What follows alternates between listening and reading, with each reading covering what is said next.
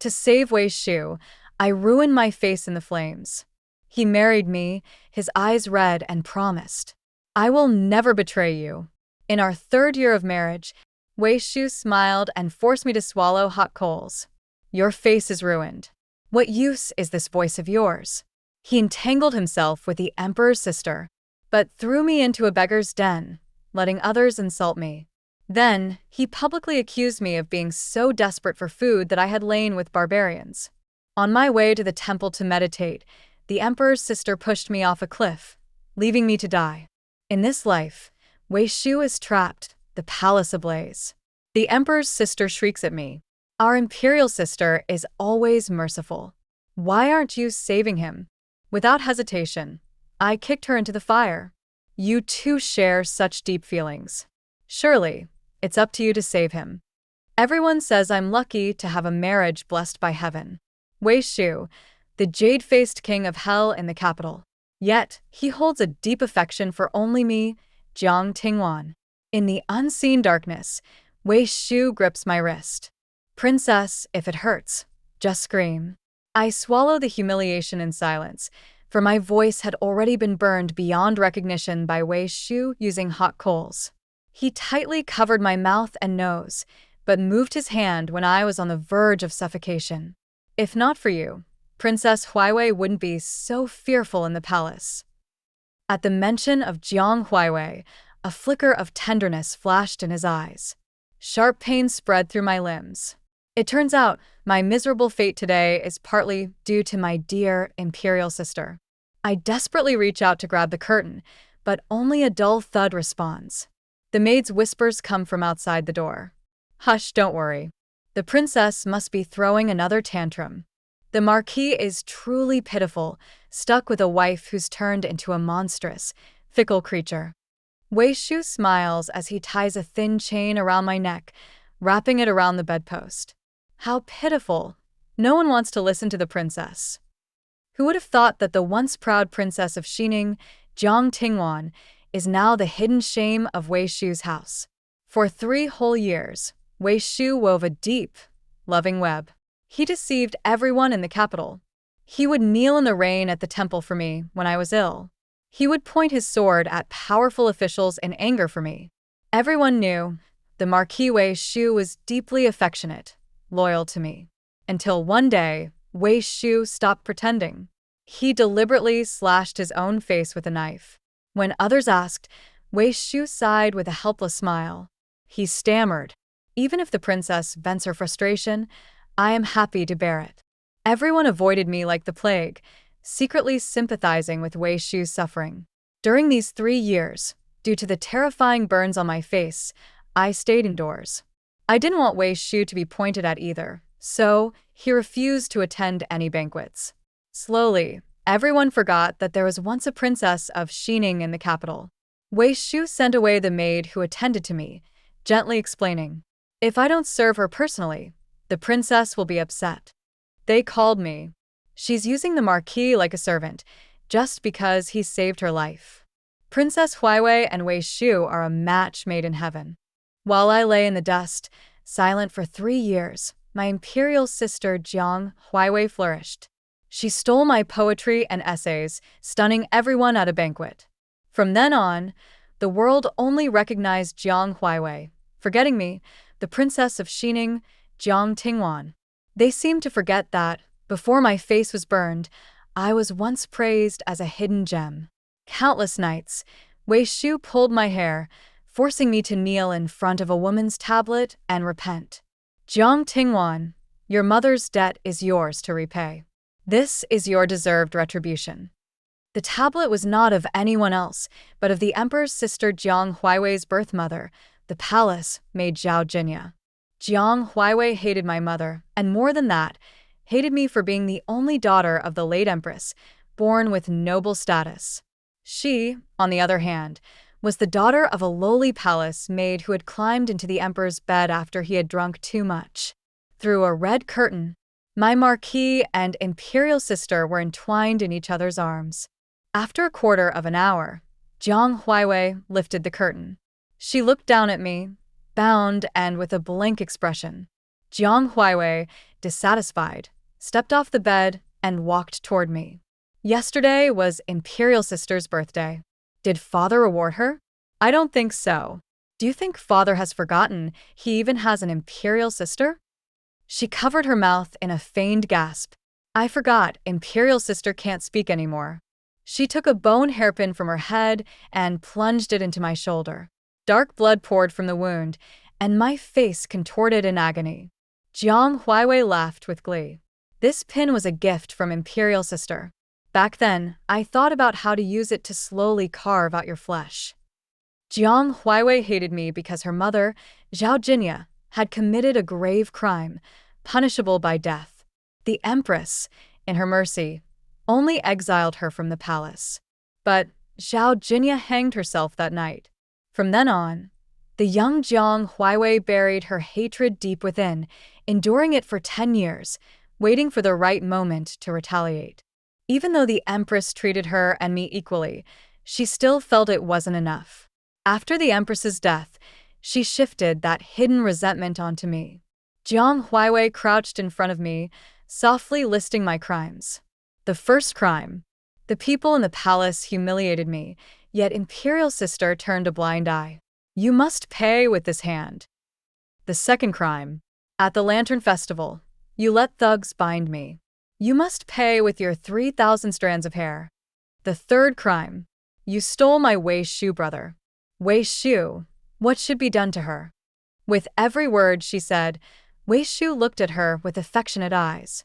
Then, he lowered his head and cruelly snapped my fingers, yanking out my hair. I screamed, my voice hoarse in pain. Jiang Huiwei, still unsatisfied, sweetly complained to Wei Shu. Wei Shu, why don't you turn Imperial Sister into a human pig and let us have some fun with her? I writhed in pain, but I found her twisted words laughable. It turns out, a wolf raised in the house is still a wolf, incorrigible, impossible to tame. Finally, one day, they grew tired of this game. Wei Shu said that as long as I didn't die, he could never marry Jiang Huiwei. I desperately shook my head in refusal. But still, they threw me into the beggar's den that night. That night, countless hands roamed over my body. The continuous humiliation wrapped in pain lasted until dawn. As the first light of day broke, my tattered clothes revealed everything. The beggars scattered like birds and beasts. Wei Shu stared at me in shock, disbelief written all over his face. Princess, I have treated you with nothing but care since our marriage. How could you do this to me? More and more people gathered around. Whispers, mockery, and insults filled the air, almost drowning me. A child in a woman's arms caught sight of my face and screamed, crying uncontrollably. In front of everyone, Wei Shu reddened his eyes and tearfully accused me of being so desperate for food that I had resorted to associating with barbarians. The drug had not worn off yet. I lay on the cold ground, like a broken doll. Meanwhile, my dear royal sister, day after day, practiced imitating my handwriting and, under my name, wrote self-repentance letters. Wei Shu personally reported to the court, claiming that Princess Xining had lost the face to see the emperor. Acknowledging her deep sins, she had shamed the royal family and requested to be sent to the Buddhist temple on the outskirts of the capital to meditate. Perhaps the emperor cared more about whether the scandal could be swiftly buried rather than the truth itself. I was sent away to the temple by imperial decree. Jiang Huiwei, however, would not let me off so easily. She wept and knelt before the emperor, begging him to send me there. On the mountain road, the carriage broke down. The last scene before my death was Jiang Huiwei shoving me off a cliff with a vicious gaze. Empress sister, this is your best end. When I opened my eyes again, the first light of dawn filled the sky. A luxurious palace came into view. The palace servants outside lowered their voices, busy with their tasks. In a daze, I raised my hand. My delicate, unscarred fingers were now as soft as ever. I touched my face, and there was no rough, familiar texture. Yes, I had returned to 3 years ago, back to the time before I rushed into the fire to save Wei Shu. I was still the revered and respected Princess Xining, Jiang Tingwan. At this moment, my personal maid, Han Yu, came to report that my royal sister Jiang Huaiwei had encountered trouble. That Zhao Nanny was one of Jiang Huaiwei's people. Upon entering the palace, she immediately knelt, weeping and begging for my help. Our princess has been pushed into the lake by her maids. Princess Xining, you've always been kind. Please don't ignore her. I remembered in my previous life. After hearing this old servant's report, I rushed to Jiang Huaiwei's quarters in a fit of rage, scolding the maids who served her, and ordered them all to be whipped 20 times. This matter spread quickly, and the ministers of the previous dynasty said I was arrogant and overbearing, full of hostility. It seemed that this was always the case. Whenever Jiang Huaiwei encountered trouble, I would step forward to resolve it. She would only need to stand behind me, looking innocent and pure. But this time, things were different. I still rushed to Jiang Huaiwei's chambers. Lying on the soft pillow, Jiang Huaiwei looked pale, her eyes swollen from crying. She must have just finished weeping. When she saw me enter, she glanced at the palace maids in the room and suddenly shivered. But she still bit her lip and turned her face away. Empress sister, it's nothing, I just caught a chill. She forced a smile at me. Empress sister, please don't get angry because of me and punish them. The maids immediately knelt down, trembling. Everyone knew how much I cared for Jiang Huaiwei. In the past, I played the bad cop, while Jiang Huaiwei played the good cop. To prevent her from being resented by the maids, I never explained that she was the one who secretly complained to me. Those wronged maids would only resent me for punishing them without reason. I calmly scanned the faces of everyone in the room, then walked over and gently patted Jiang Huaiwei's hand in reassurance. Don't worry, I promise you, I won't get angry. Jiang Huaiwei's smile froze on her lips. Empress sister, what did you say? But Zhao Nanny quickly interjected. Why doesn't Princess Xining take our princess to the Xin Palace? If both princesses live together, it would be better for mutual care. In my past life, Jiang Huaiwei used this opportunity to move into my Xin Palace. I never guarded against her. She would cry about her ineptitude, and I would patiently teach her calligraphy and the guqin. She was free to browse through my poetry practice, which later gave her the chance to exploit me. I ordered my servants, slap this troublemaking nanny 50 times, and send her to the laundry department. Zhao Nanny looked astonished. Jiang Huaiwei, indeed, was anxious. Her face turned pale, and she grabbed my hand, shaking her head repeatedly. Empress sister, Zhao Nanny, if we don't punish the instigator, how can my royal sister manage the maids? I faced her private complaint head-on. The kneeling maids suddenly showed strange expressions.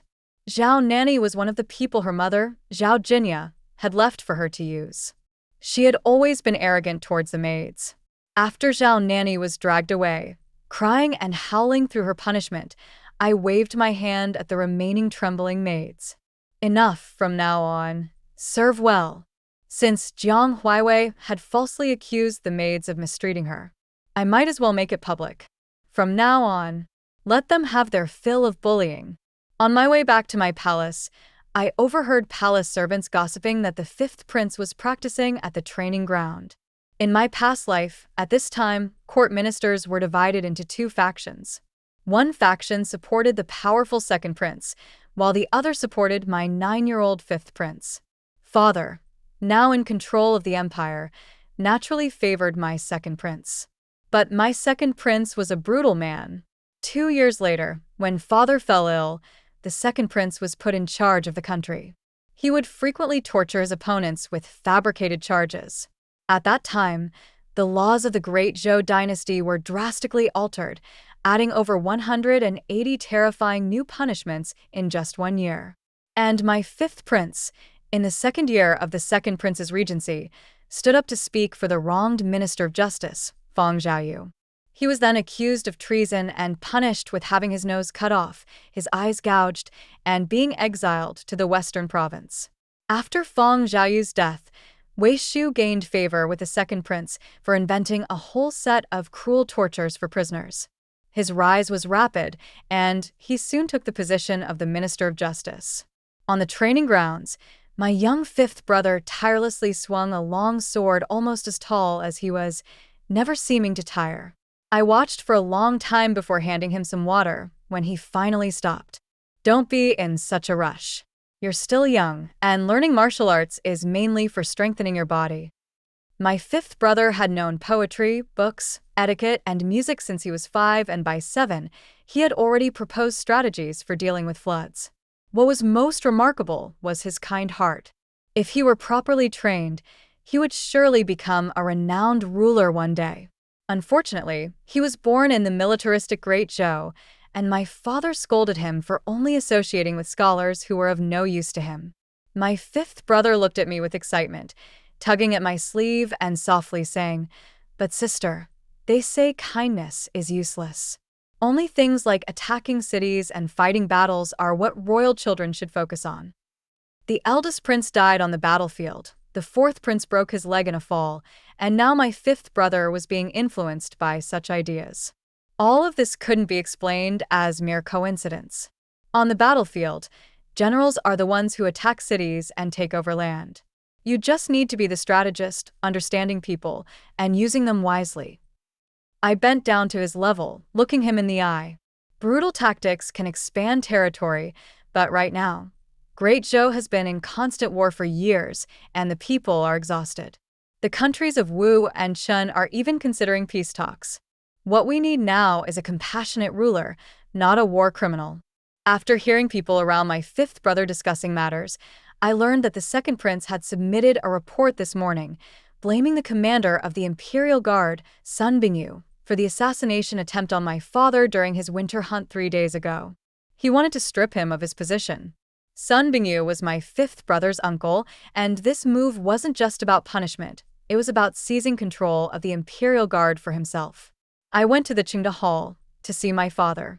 In the previous life, after I married Wei Shu, my father had also come to visit me. However, when he saw my face, badly burned by the fire, he screamed in horror and recoiled. Later, he tried to compose himself, telling me to rest well and that I didn't need to come to the palace to greet him unless it was something urgent. His disgust for me only emboldened Wei Shu to act without restraint.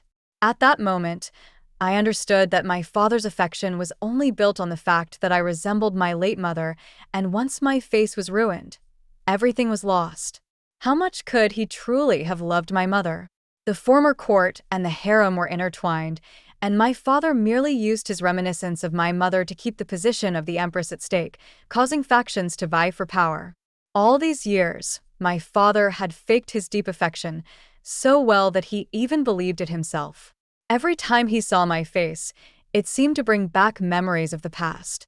To outsiders, he appeared to dote on me, his only daughter from the late empress. Since that was the case, why not take advantage of it? When I entered the Qingda Hall, my father was staring at the memorials on his desk, his face full of worry. The second prince's report wasn't just about punishing the commander of the Imperial Guard, but also about recommending his own people. I knew that while my father favored the second prince, he was reluctant to hand over power so soon. Besides, it was forbidden in the capital for royal sons to raise private armies, and the Imperial Guard controlled nearly a third of the city's military strength. I took the tea from the palace attendant and presented it to my father. The assassination attempt on father during the winter hunt wasn't the responsibility of the Imperial Guard. The Imperial Guard protected father without fault, even ensuring he left safely. If anything, they deserve praise, not punishment. A flicker of suspicion appeared in my father's eyes. "Xining, who taught you to say such things?" I sighed softly. Back when mother was still here, Consort Shu's health was poor. The thing she worried about most was her sister, Consort Shu. If mother were still alive, she would never allow Consort Shu and her son to be treated this way. Today, when I saw my fifth brother practicing swordsmanship, he mentioned that once he had mastered the skills, he would protect father properly. Sun Bingyu was Consort Shu's brother and my fifth brother's uncle. My father's expression cleared slightly, and he took a sip of tea. Chunger's frail body needs to be properly trained in martial arts. The second prince is merely trying to show that he is upholding the dignity of the royal family with this punishment. Since that's the case, I might as well take over the position of commander of the Imperial Guard. I took a few steps back and bowed to my father, quietly waiting. My words, though shocking, were not without precedent in Great Zhou. My father had ascended to the throne quickly, and at the beginning of the Great Zhou dynasty, the position of Imperial Guard commander had been held by his sister, Princess Yunjia.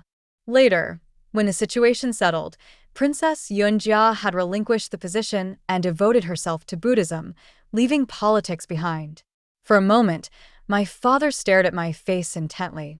I couldn't tell whether he was remembering my late mother or the elder sister who had fought alongside him for so many years. I nodded slightly, adding fuel to the fire. After all, this was still my father's realm. If the Imperial Guard were handed over to the second prince's people now, he would likely grow more ambitious.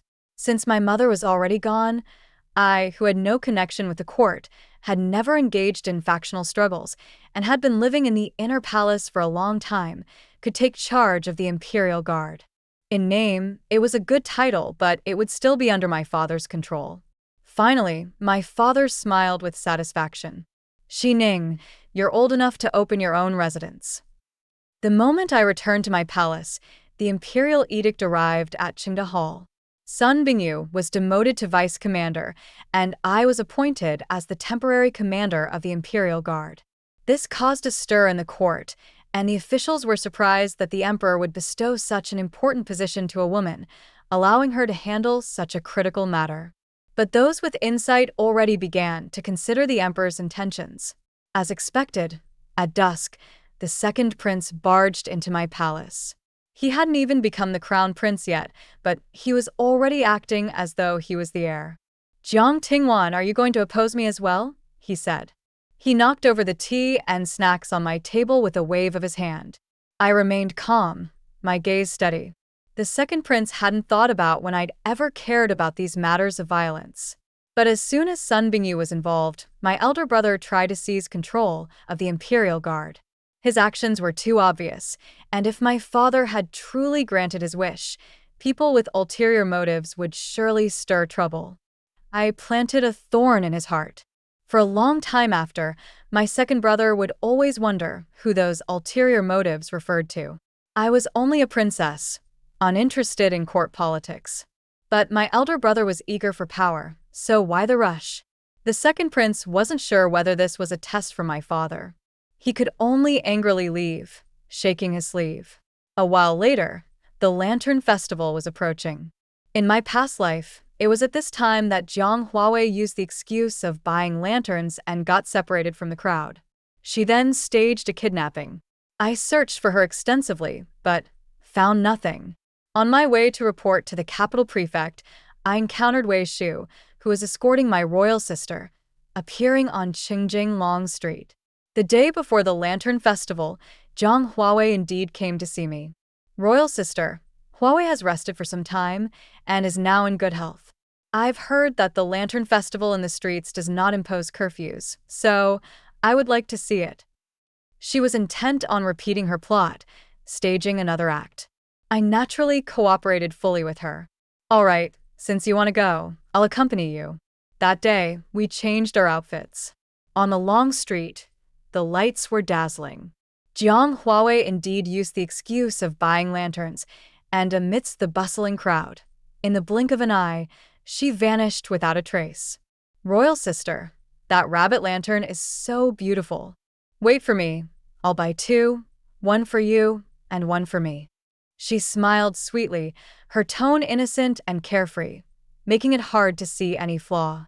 Soon, Jiang Huawei, who had gone to buy the lanterns, and I were separated by the crowd, though this must have been just as she wanted. I pretended to search around, but found nothing. It was an hour later when I finally met Jiang Huawei again. On Qingjing Long Street, Wei Shu blocked my carriage in front of the crowd. Han Yu ordered the coachman to stop.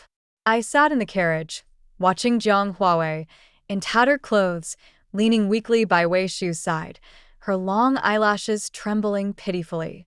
"Royal sister, some villains kidnapped me." If not for encountering Lord Wei, I would probably have died here. According to Han Yu, during this period, Jiang Huawei's food had often been tampered with. When bathing, palace servants had sometimes carelessly added cold water. In my past life, at this time, she had painstakingly exaggerated the suffering she endured under Wei Shu's care, making it all seem real. Wei Shu looked me up and down, a faint look of disdain flashing in his eyes. It seemed Jiang Huawei had already gone to him with complaints, recounting how I had bullied her in the palace and allowed the servants to beat or scold her. I raised my hand, signaling Han Yu to report this to the capital prefect. But Wei Shu stopped Han Yu. If nothing happened to her, why bother, Princess Xining? What he meant to say was, why should I raise an alarm over nothing? In Jiang Huawei's words, I had hired someone to kill her, and she had conveniently been saved by Wei Shu, managing to escape. Those who tried to harm her in Qingjing Long Street had no choice but to flee upon encountering Wei Shu, the feared Yamian Yanluo of the Ministry of Justice. If someone really tried to kidnap her on Qingjing Long Street, there must be clues to follow. I am merely having my maid report this to the capital prefect, so the matter can be thoroughly investigated, I said. Wei Shu's expression grew stern. Why the act, Princess Xining? Wasn't it you, the high and mighty princess, who bullied her? In my past life, I thought that Wei Shu didn't know the full story, but still dared to speak out, so I thought more highly of him. I sneered.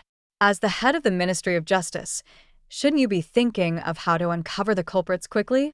Instead, you're stopping my carriage. What are you trying to do? Because of Jiang Huawei's accusations, Wei Shu had been biased against me from the start. He dared only to voice his opinions here, riding on public sentiment to attack me. In fact, Wei Shu was more afraid of the matter escalating into a legal investigation where it might eventually point to me. With my father's favoritism toward me, he would likely choose to quell the matter, possibly even sacrificing Wei Shu to avoid embarrassment. So, even if he pitted Jiang Huawei, he would only stand there and speak a few indifferent words in her favor. Wei Shu, the Yamian Yanluo of the Ministry of Justice, was known to the common people as someone who would not act unjustly or show favoritism. Wei Shu kept his demeanor calm and said that he just wanted justice to prevail. In truth, he was impartial, only conveniently adjusting the precarious hairpin in Jiang Huawei's hair with care. In my past life, I thought Jiang Huawei was truly wronged, and I desperately tried to explain to her. I begged her not to misunderstand me. How could I ever hire someone to harm her? If any palace servants had used my name to trouble her, I would punish them severely once I returned to the palace. But under her sorrowful cries, my explanations only seemed to make matters worse. Just like now during the Lantern Festival, with so many people watching. She trembled on the long street, her tattered clothes contrasting with my luxurious attire. Jiang Huawei knew well her lowly status and that I would despise her, but in her eyes, everything was her fault. If I beat or scolded her, it was justifiable, as long as I didn't kill her. Before I could speak, she knelt down, fear and dread in her eyes, repeatedly kowtowing. Before long, her forehead was swollen and red. The crowd began to murmur. I've never heard of such a princess in the palace. She looks more like a servant girl. Princess Xining is the daughter of the late empress. How could she have such a cruel heart?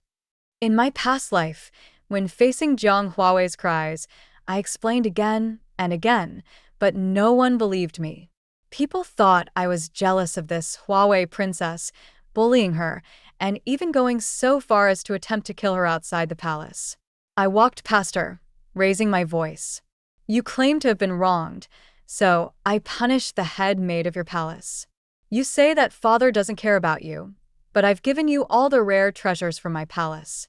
10 boxes of fine silks and satin. If you had the time, you wouldn't need to wear these rags.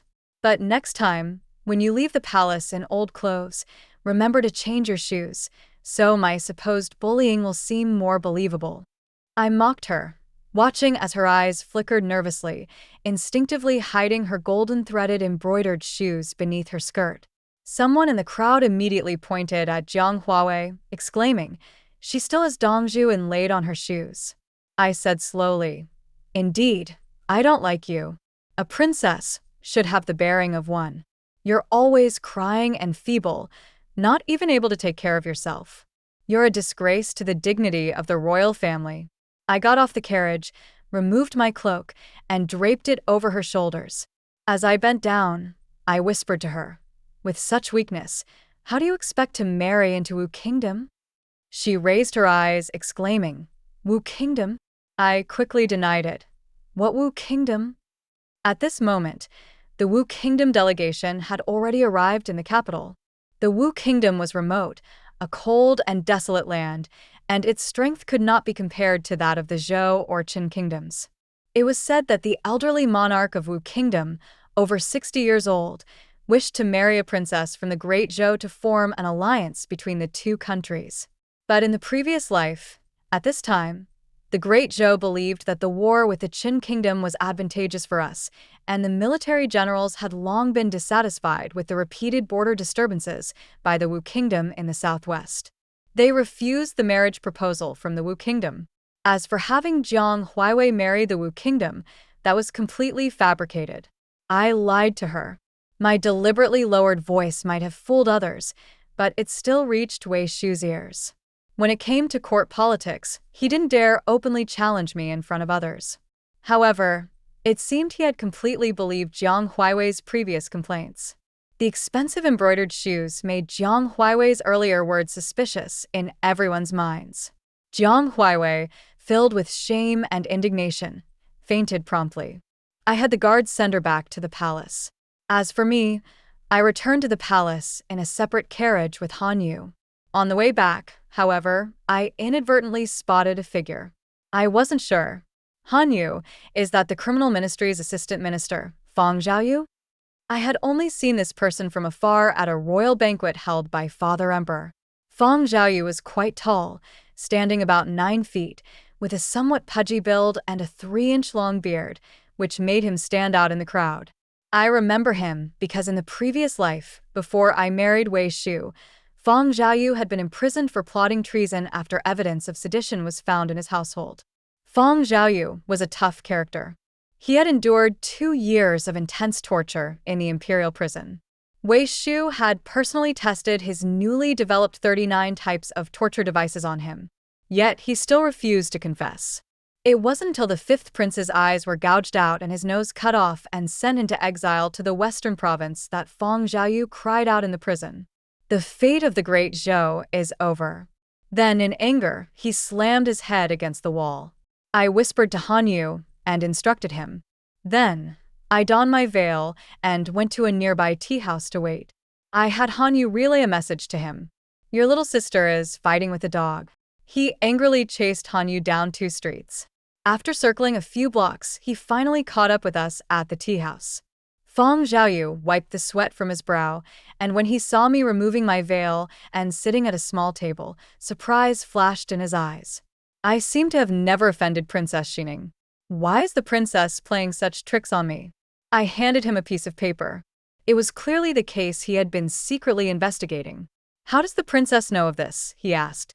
I smiled lightly and replied, "Some things must not be revealed." He stared at the paper, his teeth gritting in denial. It was the minister of the Criminal Ministry who said I had to investigate this matter in secret. I smiled again.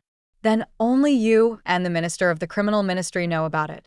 The reason was simple. Fang Zhaoyu, under the order of the minister of the Criminal Ministry, had secretly investigated the Mei-Hua Alliance, a group pretending to be composed of scholars, but was actually a gathering place for rebels.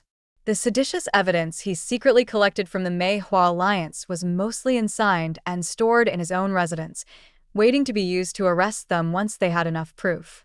In the end, the Mei-Hua Alliance disbanded, and it was during this time that Wei Shu reported it.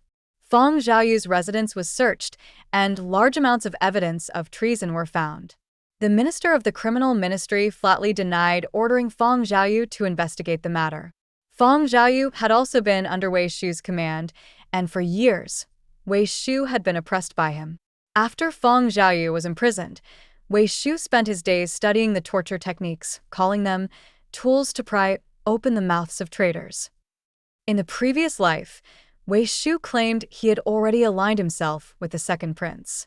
The minister of the criminal ministry was also the second prince's person. To make Wei Shu loyally serve him, they had to offer him the most convincing benefits. They had their sights set on this upright official, Fang Zhaoyu. When Fang Zhaoyu was charged with treason, the position of assistant minister of the criminal ministry became vacant, allowing Wei Shu to take over. Fang Zhaoyu probably knew what to do next. I stood up to take my leave. The war with the Qin kingdom was still ongoing, and the front lines were not looking optimistic. At this time, Jiang Huaiwei petitioned Father Emperor, saying that as a princess, she wanted to do something for the great Zhou and humbly requested to go to Qingji Temple to pray for the people. Father Emperor granted her request. Although there were 2 other princesses in the great Zhou, they were both still young, and only Jiang Huaiwei and I could bear this responsibility. What's more, Jiang Huaiwei said, "Your Highness, as the legitimate princess, if you are willing to pray for the people, it will show the sincerity of the great Zhou." In the previous life, to show our sincerity, we didn't even bring personal maidservants, and we prayed at Qingji Temple for 3 days in the guise of ascetic practitioners. The second evening, however, Jiang Huaiwei secretly went to find the abbot, claiming that a maid had come to deliver clothes, but she had seen someone in the mountains attempting to kidnap a passerby. The abbot, having a heart for helping the world, took a group of monks to investigate. The remaining monks who stayed behind drank the tea Jiang Huaiwei had sent in the evening and fell into a deep sleep. That night, a fire broke out in the Buddhist hall. When I rushed to check, no one was there to put out the flames. Jiang Huaiwei trembled and pointed inside. "Wei Shu. Lord Wei is still inside." I was puzzled. How could a court official be here? But Jiang Huaiwei told me, "I heard the princess was here to pray, and he didn't want to disturb you, so he said he went in to offer a stick of incense." Something must have gone wrong. At that time, I didn't want the great Zhou to lose a capable official. Moreover, in Jiang Huaiwei's words, Wei Shu had come to see me and met with this misfortune. At first, the fire wasn't very large. I fetched water from the well and poured it on myself. Seeing Jiang Huaiwei, who was already trembling and seemingly helpless, I ordered, "Go call for help." She replied weakly, "Okay." I rushed into the Buddhist hall, where the fire had grown larger. I searched the hall but found nothing. When I tried to run out, the door was blocked from the outside. The thick smoke made it harder and harder for me to keep banging on the door, until everything went black and I lost consciousness. When the monks returned and saw the flames, they rushed back to put out the fire. When I woke up again, my appearance was ruined, replaced by horrific, twisted scars. The carriage moved along the mountain road. Jiang Huaiwei suddenly asked in a low voice, "Princess, you won't blame Huaiwei for being meddlesome, will you?" Recalling the events of the previous life, my blood boiled, surging up into my chest. But when I opened my eyes, I smiled and looked at her. "Of course not. It's a good thing that you have such a heart. Jiang Huaiwei, this time, I will also let you taste the bitter fruit in the same place." The incident with the prayer didn't happen this early in the previous life, but on Chungjing Long Street, when I casually mentioned marriage to the Wu Kingdom, Jiang Huaiwei lost her composure. This forced Wei Shu into a desperate move. The first night, nothing happened. On the second night, many monks in the temple seemed to have urgent matters to attend to, so they left in a hurry. When Jiang Huaiwei returned, she subtly curved the corners of her mouth and quickly explained to me, "It seems there's been an issue in the mountains." The abbot went to investigate. Seeing that I wasn't suspicious, she let out a barely perceptible sigh of relief. That night, the fire had already started in the Buddha hall. I went to check just like in the previous life. Jiang Huaiwei, her face pale, trembled as she pointed at the Buddha hall. "Wei Shu. Lord Wei is still inside." She continued, "I heard that the princess came to pray for blessings, and he didn't want to disturb you. So he said he'd just offer a stick of incense. He must have encountered some kind of accident and couldn't get out." I smiled and said, "Lord Wei? I haven't heard of him." Jiang Huaiwei saw the fire intensifying, but I remained indifferent. Finally, she shouted at me, "Your Highness, you're always so kind-hearted. Why aren't you going to save him? Is that so?" I walked toward her, grabbed her arm, and led her to the door of the hall. Jiang Huawei was still puzzled by my actions. In the next moment, without hesitation, I kicked her inside. I said, one word at a time, with absolute clarity, "You two are so deeply in love. Surely you should save him." A beam fell, and the flames began to lick at Jiang Huawei's clothes. She scrambled to get up, but the fire couldn't be extinguished in time. At that moment, survival instincts kicked in, and Jiang Huawei rushed toward the water well in the courtyard without hesitation. There was a splash. I wasn't sure if Jiang Huawei could swim, but I knew that if she drowned here, it would actually be a good thing for her. But this was far from over. Soon, someone climbed over the temple wall. As soon as they landed, they couldn't wait to shout at my back, "Huawei, did she go in?" I pointed toward the nearby well and said, "She's inside." Upon hearing my voice, Wei Shu seemed to finally realize who he was speaking to and gaped in disbelief. Then, without hesitation, he dove into the well as well. Wei Shu was skilled in martial arts, so when Jiang Huawei was rescued, she was drenched and weak, nestled in his arms, her eyes showing a fragile vulnerability. "Princess Xining, you're too cruel," Wei Shu hissed with bloodshot eyes. I interrupted him. "What? Just because I didn't rush in to save you as you wanted, I'm cruel?" Wei Shu's expression darkened, and in the blink of an eye, he came up with a new plan. "Princess Xining, you're smart, but it's a pity," he said, releasing Jiang Huawei from his arms, standing up, and drawing a dagger from his sleeve. He sneered as he stepped toward me. "Do you think this time I'll be so reckless?" Before he could get closer, Sun Bingyu and a group of Imperial guards, who had already been lying in wait, stormed in. The operation went smoothly, and Wei Shu was captured on the spot. I adjusted my sleeve and asked Lord Sun, "Have the arsonists been caught?" Lord Sun looked slightly uncomfortable. I suspected he wanted to ask how I had known there would be a fire in the temple that night. But in the end, he chose to remain silent and said nothing. Another group had already sealed off the foot of the mountain and had indeed captured several people. Last time, the troublemakers in Chengjing Changjia were simply hired with silver. They likely hadn't seen Jiang Huawei in person. That was something I had intentionally allowed to happen, so they would believe I hadn't noticed anything, letting their guard down. I knew Wei Shu was nearby tonight, and I set the trap accordingly. This was all for him. Jiang Huawei, still trying to maintain her composure, pretended to be terrified and innocent in front of everyone. "What is the princess doing?" "I don't understand." I smiled. "Don't understand? Then come with me to Father Emperor and explain it clearly." Father Emperor was awakened by the eunuchs in the middle of the night. Not only that, I also had Lord Sun and several key ministers enter the palace to ask for an audience. The bigger the commotion, the better. The more people who witnessed it, the better. After all, the princess of the Great Zhou had been attacked. Having more witnesses would only be understandable. Chunda Hall was unusually well lit.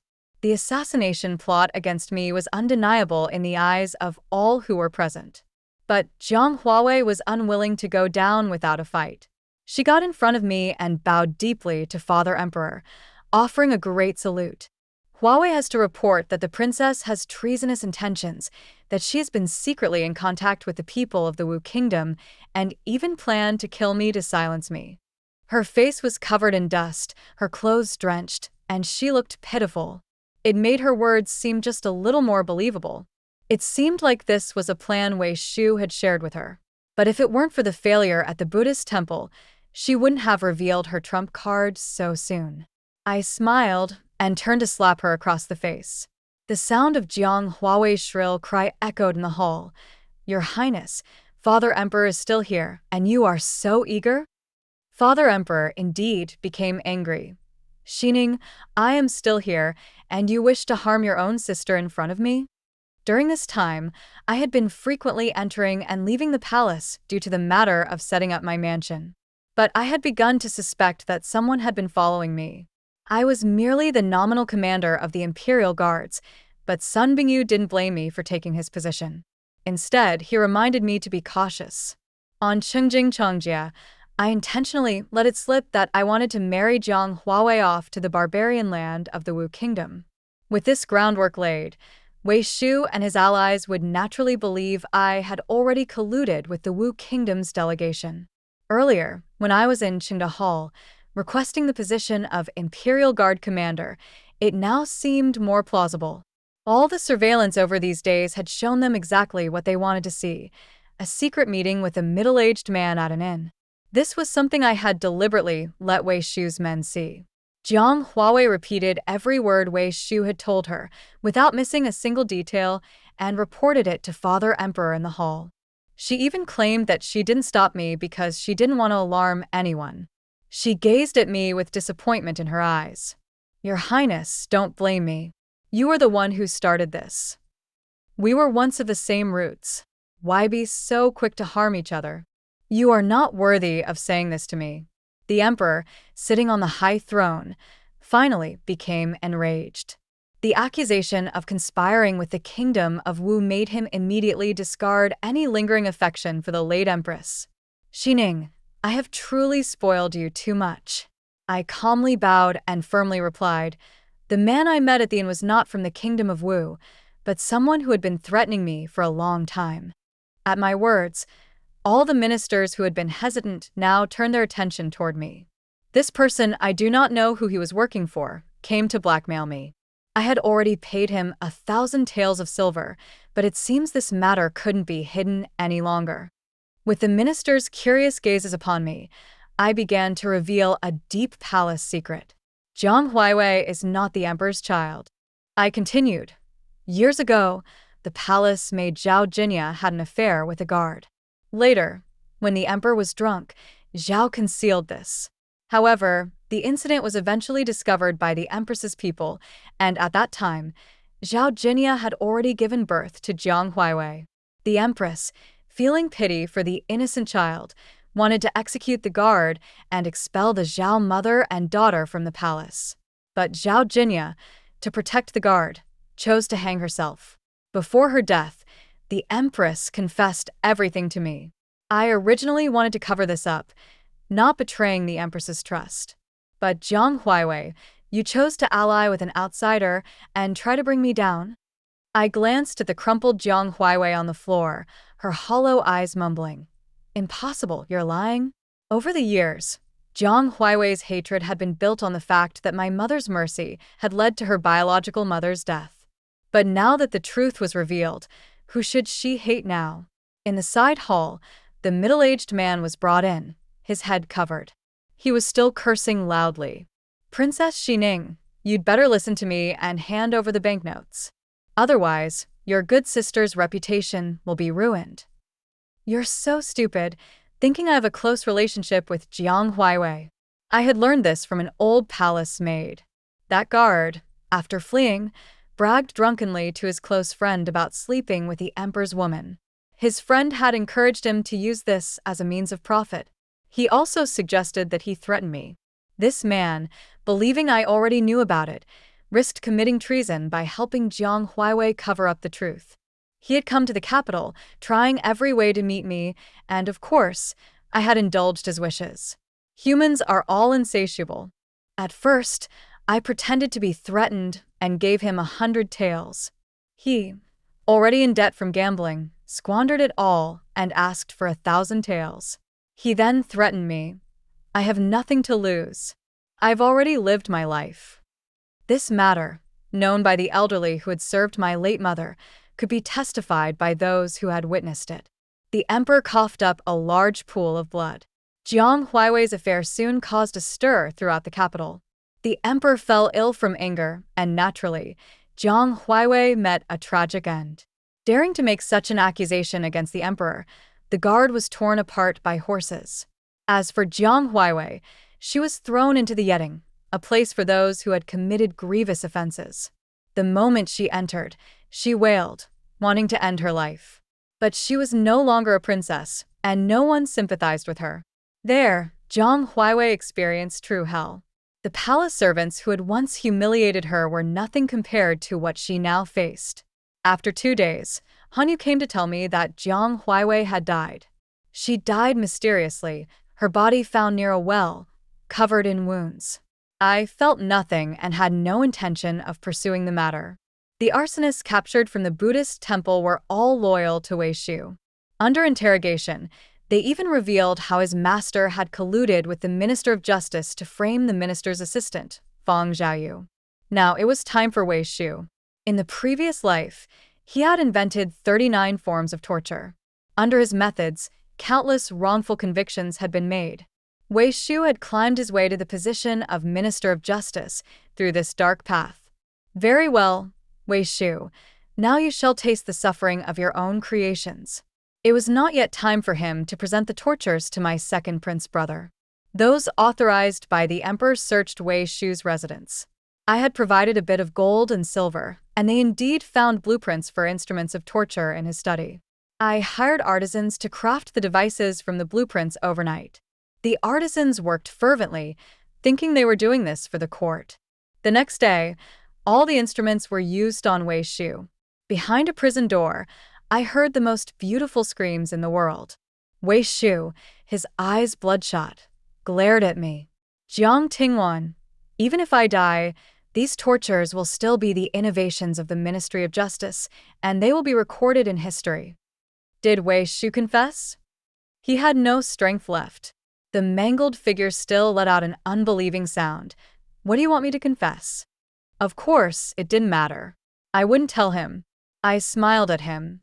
If you can still speak, then it seems these instruments aren't effective enough. Let's destroy them. Wei Shu died in agony from the tortures. Your Highness is truly ruthless, Fang Xiaoyu murmured from outside the prison door, clearly uneasy. I remained the emperor's favored princess Xining, but he was gravely ill. He had fallen ill earlier than in my previous life, when he had spent many days in a sickbed. I carefully selected every detail of the new princess's residence outside the palace. But someone couldn't sit still. When my second prince brother entered, I was personally trimming flower branches, with Hanyu standing beside me. Jiang Tingwan, look at the mess you've caused. My second prince brother, still unable to stay calm, kicked over the potted plant on the table. I knew he wanted to vent. My unintentional actions had implicated the former Minister of Justice. The Wei Shu that my second brother had painstakingly tried to ally with had died in the imperial prison. Everything seemed to be tangled up with me. Looking at my second prince brother's angry face, it gradually blended with the emperor's image. I silently curved my lips. I once begged you. And he, my dear brother, had turned a blind eye to it all. What? Soon he lost his patience. Jiang Tingwan, what did your fifth brother give you? I did not answer. The second prince's gaze fell on the trembling Hanyu, and he suddenly raised the corner of his mouth. My shoes are dirty. Please, good maid, clean them for me. Hanyu froze for a moment, her body shaking. But she stood in front of me and obediently replied, yes. That thin yet determined figure was the same as in the past. My maids had been easily deceived by Wei Shu's fake words that I don't serve personally or the princess will be upset, and left me. Hanyu, too, had received the silver from the dismissal, but she vaguely sensed that something was wrong. She had followed me the longest and knew my temperament the best. That night, Hanyu ran out of Wei's residence and found my second prince. By then, my second prince had already become the crown prince of the Great Zhou, acting as the regent, in a position of immense power. Hanyu thought that, as siblings, the second prince wouldn't turn a blind eye to my situation. She was full of hope, thinking he would rescue me from my plight. But the second prince, after hearing Hanyu's words, seemed to recall someone who had already disappeared. Is that so? People in the capital say that my royal sister is strange. If it weren't for Wei Shu's endless tolerance. His gaze landed on Hanyu's face, the implication clear. You're quite appealing. That night, Hanyu, humiliated, paid the price with her body in exchange for him glancing at me. The second prince, however, faced me, whose throat had been burned by hot embers, and lightly said, I'm here. Ning, you can tell me all your grievances. I will stand up for you. He knew I could no longer speak but feigned ignorance, asking, why isn't my royal sister speaking? It seems there's no grievance to report. Han Yu, desperate, knelt and said, the princess's throat is clearly unable to speak. But he raised his hand and stabbed her to death. She's just a lowly maid, thinking she could climb to such heights. I had no more tears left to shed. The immense pain inside me hurt far more than the physical pain. Fool. How could he not understand? He was just pretending to be deaf and mute. Wei Shu had told me that the second prince had already been on his side. He told me all of this as a joke. In this new life, I would not allow Han Yu to suffer such humiliation again. Before me, my second prince looked down at me. What's this? You can't bear to part with such a lowly maid, Ning? I pretended to casually say. Royal brother, aren't you afraid I'll tell father? Father? He seemed to hear something amusing. Father, at this moment, probably has no time to care about you. I pressed my hand on Han Yu's shoulder, gently shaking my head to tell her to step aside, then smiled at my second prince. How about I do it for you instead? He just wanted to humiliate us. My lowered head would please him even more. Father was bedridden, and at this point, the capital was ripe for a new ruler. My second prince believed I wouldn't dare defy him, and with pride said, Ning, you know your place. As your royal brother, I'll pick a good husband for you. But soon he stopped talking. In that brief moment of looking down, I had pressed the golden shears against his throat. Jiang Tingwan, can you bear the crime of fratricide?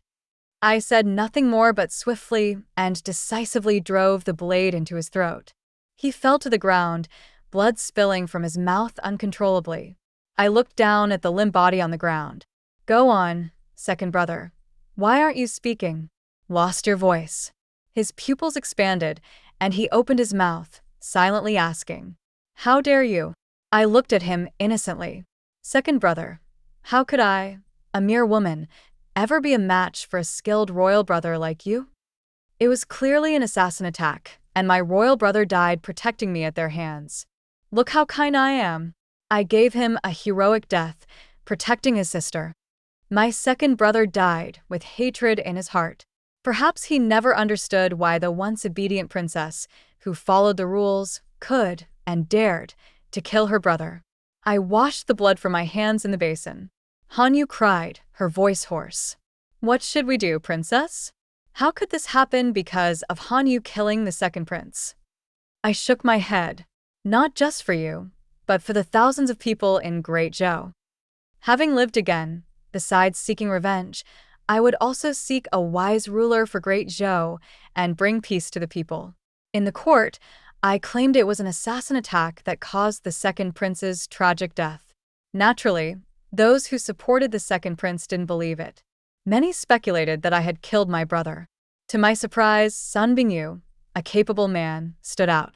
Under questioning, he presented evidence that the assassins were the same group that attacked the emperor during the winter hunt. His testimony was more convincing to the public. After all, he had once lost his position as the commander of the Imperial Guard because of my reckless behavior. Rumors never died down, but gradually eased when my fifth younger brother was made the crown prince. I heard that my father, still bedridden, woke up one afternoon and wanted to see me. He shakily pointed at the portrait of my mother on the wall, his speech unclear. I didn't see him, but had Han Yu relay the message. Han Yu went to him and told my father, "Don't worry, Your Majesty, you'll be able to meet her below soon enough." In the 47th year of Lupi, my father passed away, and my fifth younger brother ascended the throne. I was named the Princess of Chong.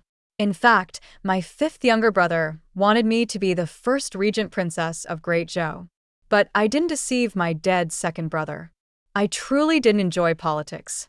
Instead, I asked Han Yu if there was anything she wanted to do. Her eyes sparkled. Han Yu wants to open a girls' school. Then, I'll accompany you. Han Yu worked tirelessly. I provided the funds, and she put in the effort to establish a girls' school in Great Zhou. In the spring, under Han Yu's hard work, the first group of students enrolled. From the long corridor, the sound of young voices Reading could still be heard clearly. I was outside the school when I saw a young girl being expelled by the teacher for her dirty clothes. I crouched down and touched her forehead. "Why did you make yourself look like this?" She puffed out her cheeks, indignantly saying, "I fought with my brother." He mocked me, saying that if I keep coming to the girls' school, I'll be able to become an official in the future. I thought for a moment and was about to reply when a clear female voice answered for me. "Of course you can." I turned and saw Han Yu's burning gaze. "Yes, of course you can." I knew that this was something I would do. Women could hold office. Perhaps I wasn't as capable as Aunt Yunjia, but I would, little by little, try to heal the wounds I saw. The end.